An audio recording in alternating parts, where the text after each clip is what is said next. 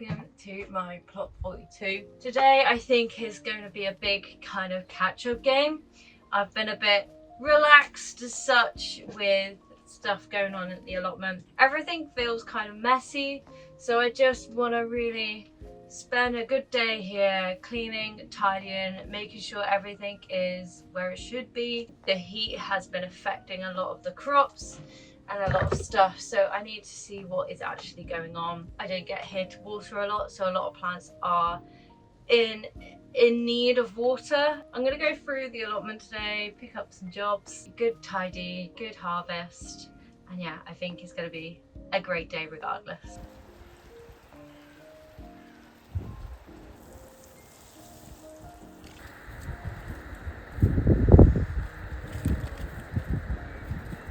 This is the last of the red onions. Pretty decent size. They could have been bigger, hey? They always could be bigger, but these are pretty good for what they are. It's been super tasty too. Gonna try again next year. Hopefully I could get some bigger ones. But for the first time with these raised beds being used, I think they've been pretty good. A lot of stuff to learn, a lot of stuff to continue to adapt and change. But yeah, I'm pretty impressed and happy.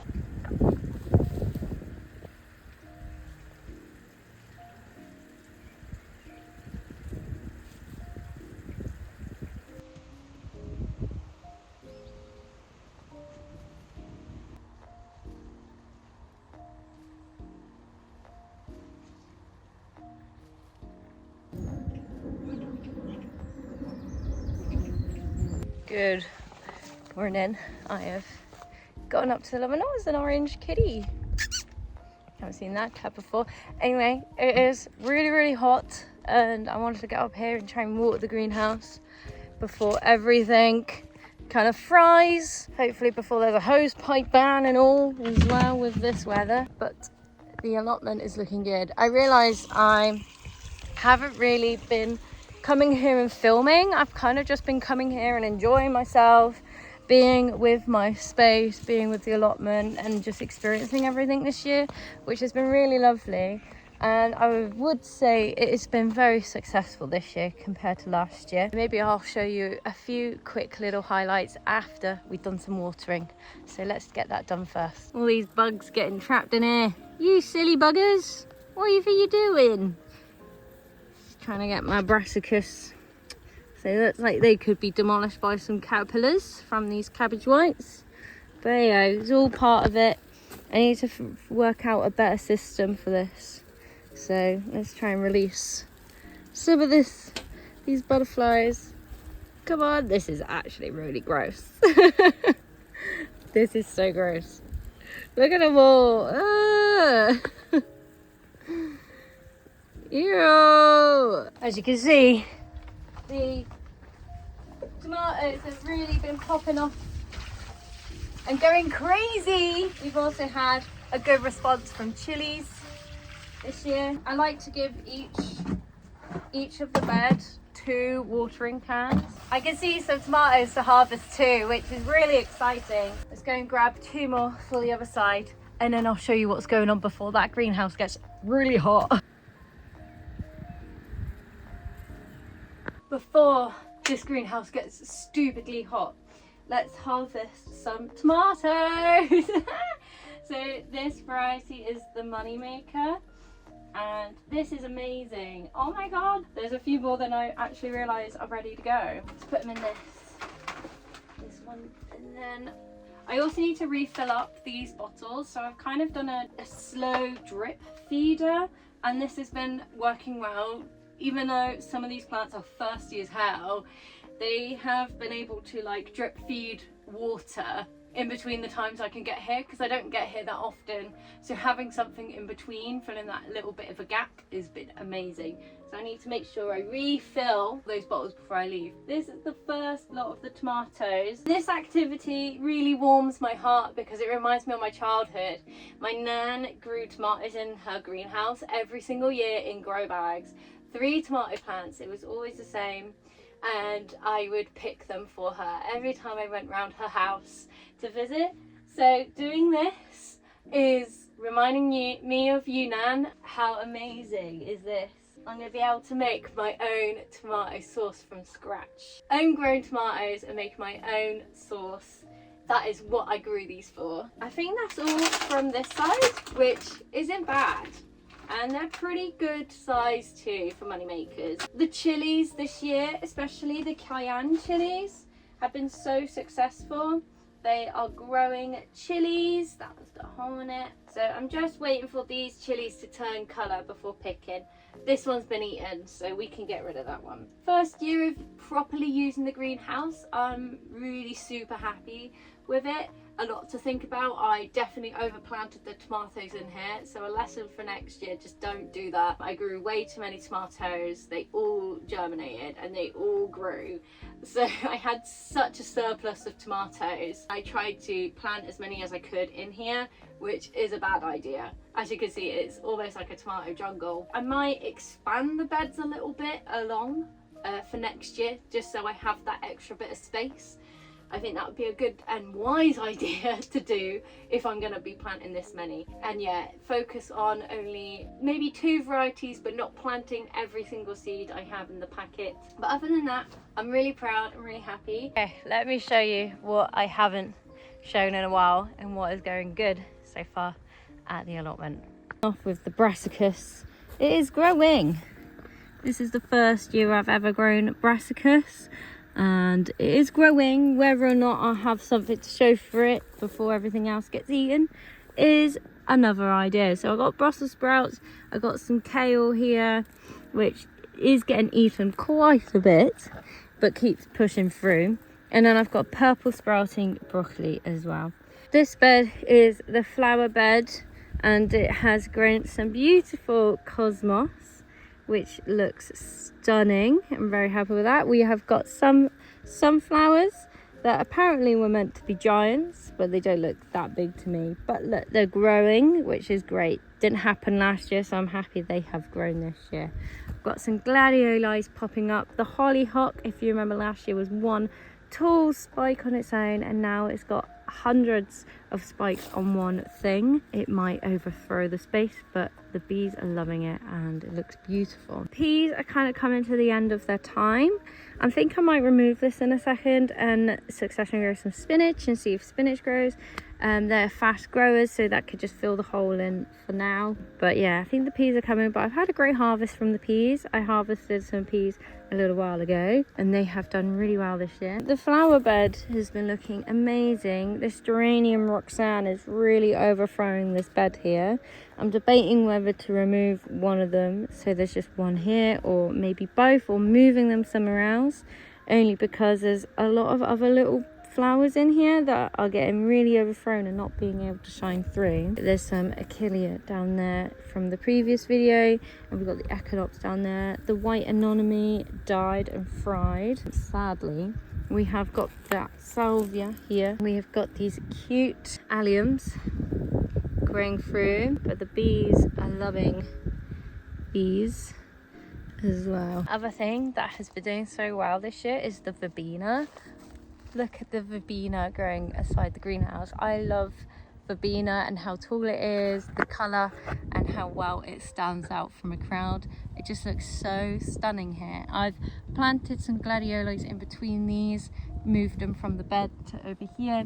I've also put some strawberries down in here, so hopefully they'll come along. If not, I'm thinking of putting some sedums over there as well.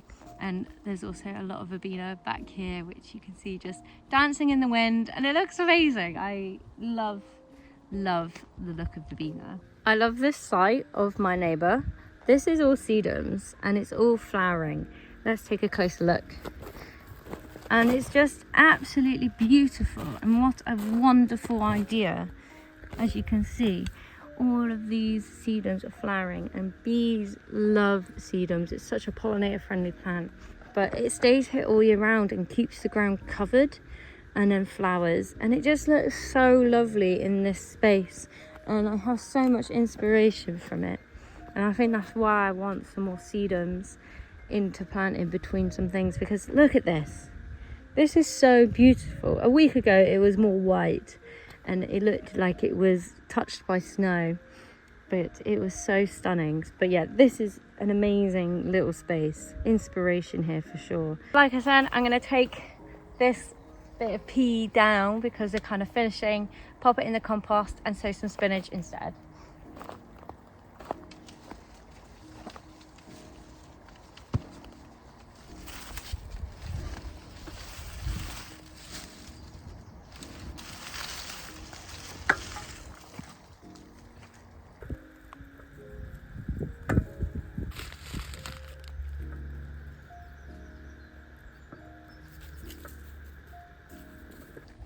Hopefully throwing some random spinach seeds will just make some spinach grow and collect some spinach. I really need to grab some lettuce before it's too late and sow that. Not on me now, but for next time I'll definitely do that one.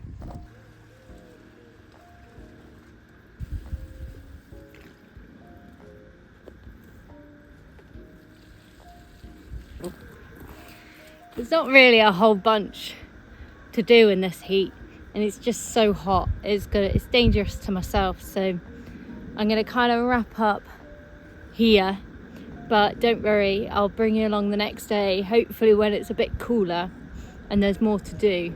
But for now, as it's just so hot, I just cannot be here that long.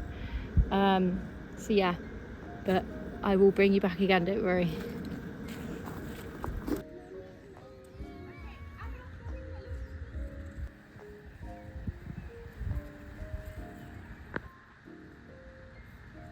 Hello bee lovers, alrighties. Today is a really nice day. It's a Monday, the 21st of June. It's a really sunny day, lovely, and wind, like a nice breeze every now and then, which is really nice.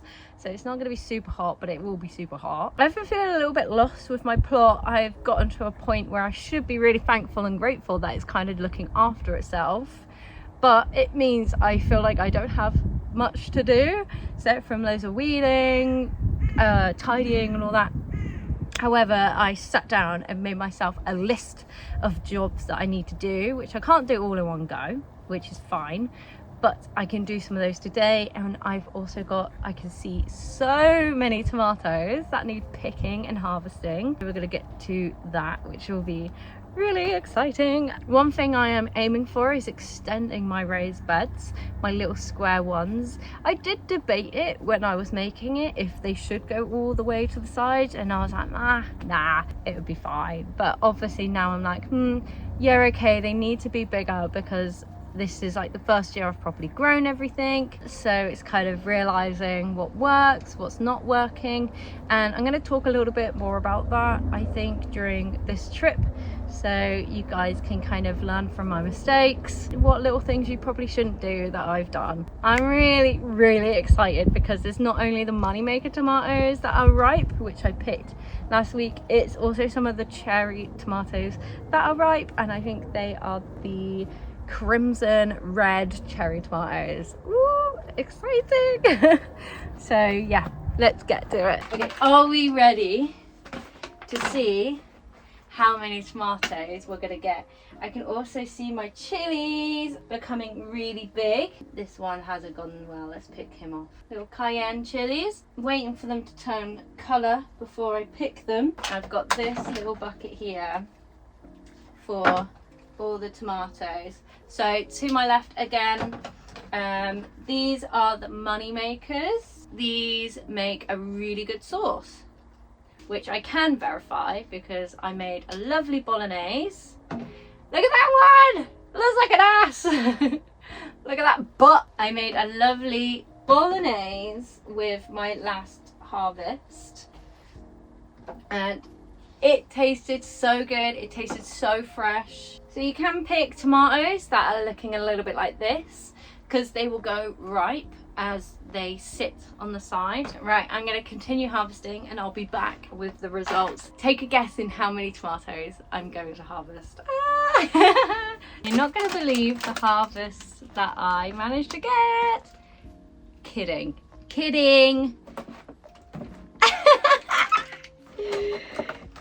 Like, oh my god, that's just money makers. Wow. And then I also got a lovely little handful of my cherry crimson reds. Look at all of these tomatoes. I'm gonna make so much sauce. That's awesome. That's all the tomatoes harvested here. Let's move on. Oh my god, I've just spotted a gladioli that's flowered on the outside, and it's a variety that wasn't here before last year. Let me show you. Look at this gladioli. Look at that colour. Wow. There's a lot of ants living in here, but that's fine. Isn't that beautiful? So I need to take some willow cuttings because I've got an exciting idea, and I want to try and actually build a proper willow shelter pagoda kind of thing where the seating area is, instead of building something to make a shady area, because this is the time of year I need a shady area to sit down and cool off. And obviously all the willows in leaf, it's deciduous, so it will drop its leaves in winter. However, I don't really need a shady area in winter, so let's take some cuttings. It also needs a trim, so good timing for this.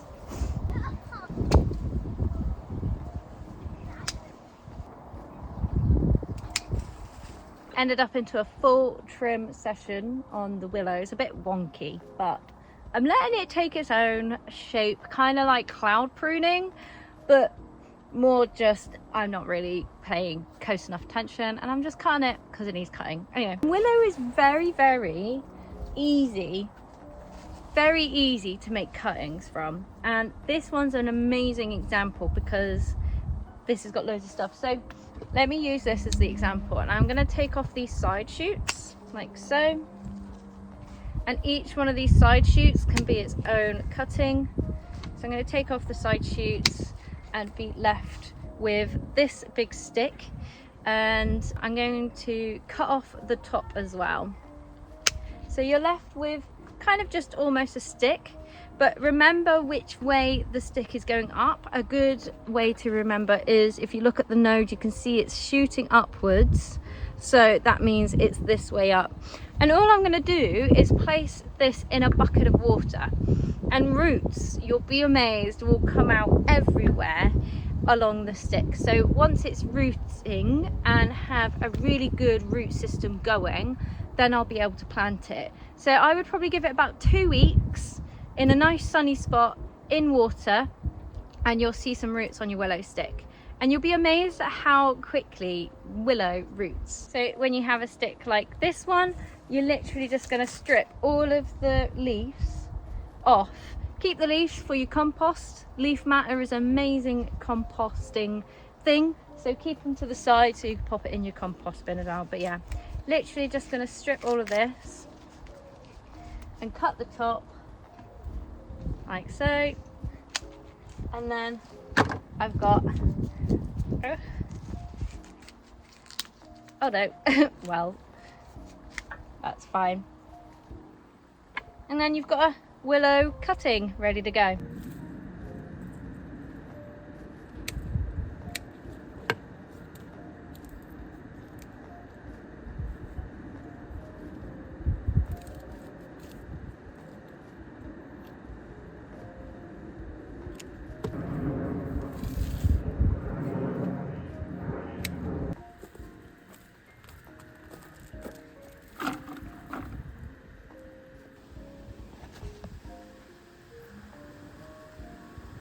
Absolute ton of poppies that is finished. They will stay up like this indefinitely if I don't come down. I've harvested 2 things of this already, so I'm going to try and get some more before cutting them down. Then I'll cut them down and just lay them on the ground. So a way I like to tell if poppies have seeds in the heads is by tapping them and listening for that rattle.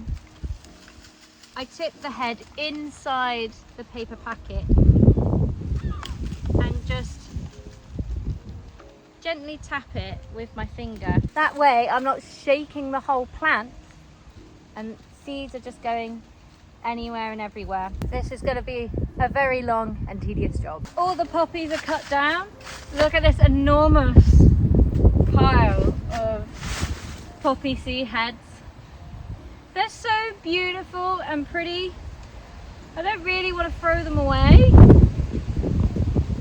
but that's also too many to take home. I'm going to now move on to the nigella. Try and get some of that down a little bit and collect seeds from the nigella. This has been really, really beautiful. The bees have been absolutely loving the two together. I even had one singular yellow rattle growing amongst here.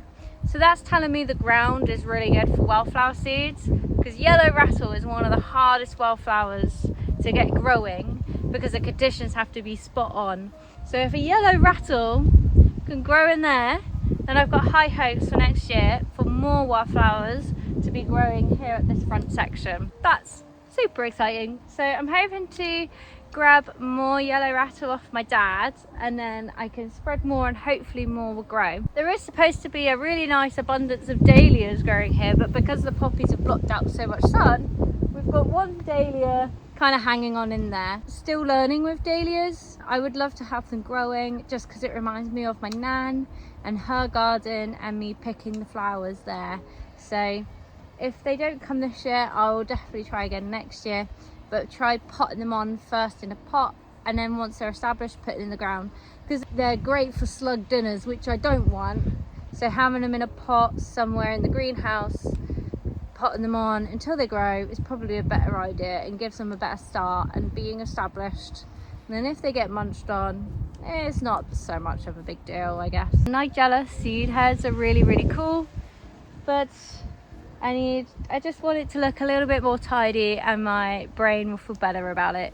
So I'm going to cut some of them down.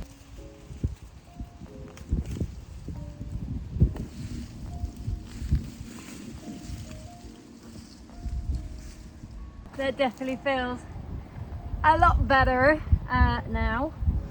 I do have to be mindful where I step because there's a red ant's nest somewhere here, and I do not want to be bit to smithereens by red ants.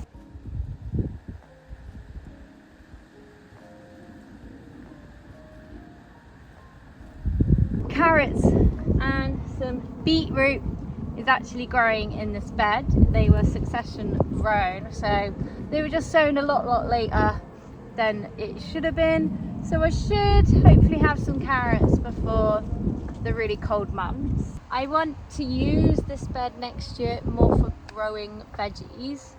So I'm hoping to move the roses that is over there, and we're going to kind of do like a chain of events. So when the roses are finishing their flowering, I'm going to move them over into the cottage garden. I'm going to move my geranium Roxanne. It is too big for that little bed. It has grown so much better than I ever anticipated. It's beautiful, the bees love it, but it's too big. It's just too big. It's too big. It's too big. I haven't decided if I'm going to move all of them or just two of them, but I'm going to move at least one over by pod number 1 in the corner. There's a scabious in that corner at the minute, but I'm going to move that scabious into the cottage bed. Then that will free up a load of space. So then that leaves that space where the roses are at the end of the bed for the herbs to be moved over. I'm hoping to use the arch to possibly grow pumpkins next year. I would like to try and grow them over an archway because pumpkins, squashes, all that kind of stuff needs so much room to grow and so much space.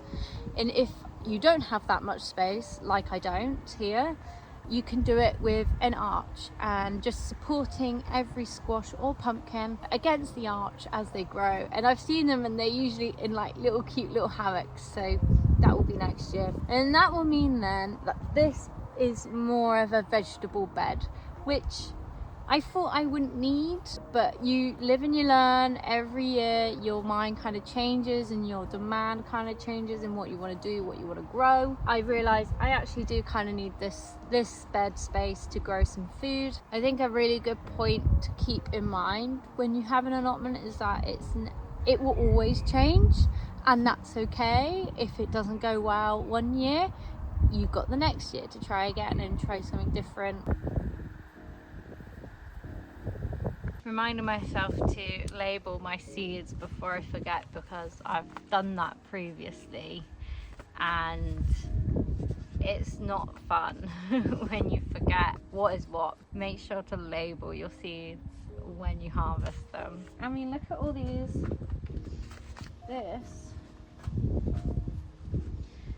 These are all poppy seeds in there.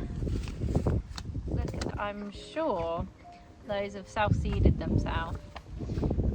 I do love these poppies. They're the purple poppies that have been popping up. It's sad that their flowers, they last for maybe 3 days, so I don't get to see them in flower that often, but I have seen a lot because there's been a lot. Date your seeds as well. Date your seeds. It's not like seeds have an expiry date, but the older the seeds are, the less chance they'll have at germinating. So if you have some really old seeds, you want to use them first before you use the newer ones. So I think that's all I'm going to do today at the allotment. If you want to check out when I very first got the allotment and what I did then, you can check that out here. Until then, I'll see you on the next one, me lovers. Bye.